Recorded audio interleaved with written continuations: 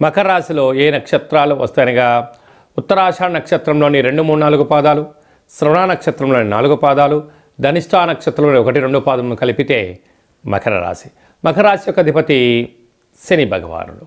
వీరికి 2వ స్థానంలో ఏడాది తర్వాత రవి భగవానుడు బుధుడితో కలిపి ఉండడం వలన బుధాదిత్య రాజయోగం, అక్కడే సంచారం చేస్తూ ఉండబడే శని భగవాన్తో సంచారం చేయడం వలన ఈ మహాశివరాత్రి శుభ సందర్భంగా ఈ శివరాత్రి అయిపోగానే 7.5 సంవత్సర శని సంపూర్ణంగా మకర రాశి వారికి వదిలి వెళ్ళిపోతుందని చెప్పి గమనించగలగాలి.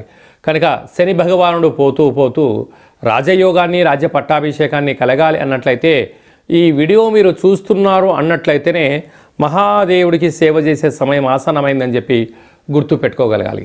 నవధాన్యములను ముందు రోజే పంచామృతములతో నానబెట్టి, లేక పాలలో నానబెట్టి, లేక నీళ్ళలో నానబెట్టి